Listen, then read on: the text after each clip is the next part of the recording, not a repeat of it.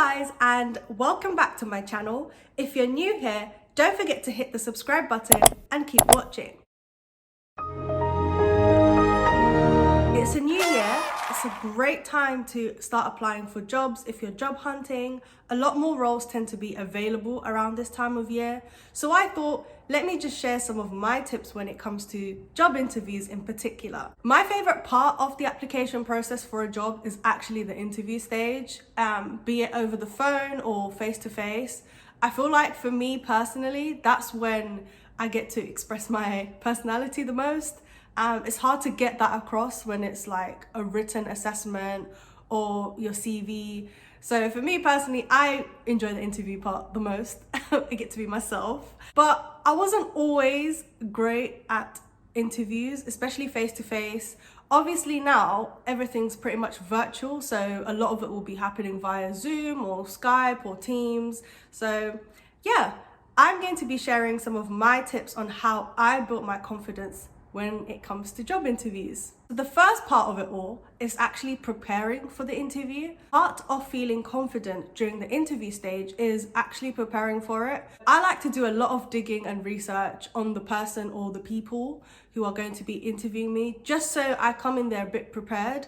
And plus it looks good, like when you can remember things about them that they didn't expect you to pick up on. And it just leaves a good impression. So yeah, I would recommend do as much research as you can. Try to find out who's interviewing you. If you can't, it is what it is. Just make sure you know about the company and have some questions ready so it looks like, you've actually done your research. When it comes to actually building your confidence, so for me, one thing I used to struggle a lot is I used to say like, I used to have a lot of fillers in between my sentences. So what I used to do is when it comes to like just practicing interviews, whether it's in front of the mirror or with someone else, I would try to see where I keep putting pauses, and then I would write out those sentences and read out those sentences without the pauses just to see how it flows.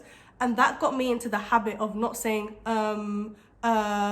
actually, like those used to be my fillers, and I used to say that a lot like that. So I basically would figure out what phrases I use the most and try to write them out and repeat them without the pauses. And that just helped me structure my sentences a bit better. Another thing also that I used to struggle with was eye contact. So this is not a very conventional tip, but one thing I used to do is I used to take my glasses off after I've seen what the interviewers look like and then proceed with the interview, because once I knew where they were looking and what they looked like, I just felt a bit more comfortable and I wasn't so conscious of the fact that they're staring at me. It's just something that I adapted to myself. I used to struggle a lot with eye contact. So what I used to do, and sometimes I still do it, also use this to help me get over like, not really stage fright, but more so getting used to speaking in front of crowds when I was younger. So then when I got comfortable just speaking regardless of how they're looking at me, then I slowly started to get comfortable making eye contact properly. And eventually it just became a habit. And now I actually don't have a problem making eye contact with people when I'm speaking in interview settings. So I would personally recommend that. Even when I'm filming now, like I actually don't wear my glasses or contacts. So technically I'm filming semi-blind. If, for example, there's more than one person interviewing you, I sort of like time in my head who I'm gonna look at first, depending on who's asked me a question. So if, for example, you've got 3 people in a row and the person in the middle asked you a question, I would first look at that person and then I'll take it in turns to look at the 2 people beside that person in the middle. And that just made it look like I was more engaged and it would hide my nerves a little bit.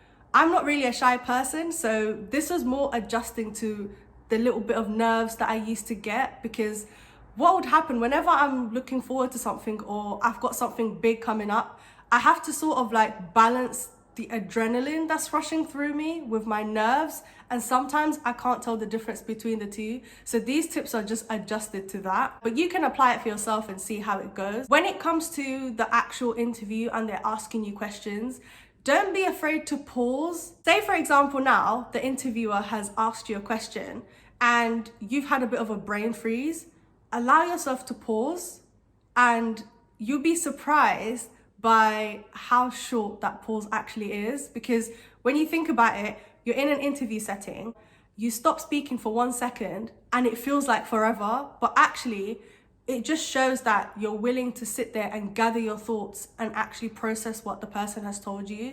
So don't be afraid if you need to pause for like 2 seconds. If they ask you a question that you don't understand, just ask them to rephrase that or clarify. If anything, it actually looks good on you when you ask for clarification, because then the interviewer can tell that you're actually engaging with them enough to pick up what you might not get. The interview shouldn't be a way to catch you out. It's just more for them to get to know you a bit more. So ask questions where you need to. Speaking of questions, have some questions ready. It's actually important for you to have questions about the company or about the role that you're interviewing for, anything that you feel like you need to know.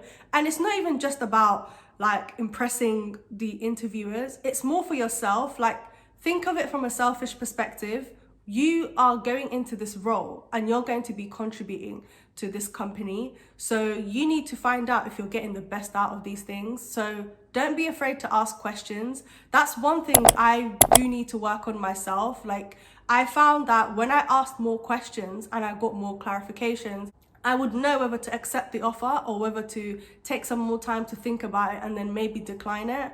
So that's something that I've been doing a lot now, because obviously you're not able to go into the office and explore the place a bit. Everything is virtual right now. So I would say it's so important to make sure you have questions to ask. Last but not least, don't be afraid to be yourself. I know it sounds cliche, but I feel like there's this idea that you have to be confident and bubbly and over the top in these interviews, and you don't. Not everyone presents themselves the same way. Like, we all have different personalities, and if interviewers can't pick up on that, then that's not really a problem on your end.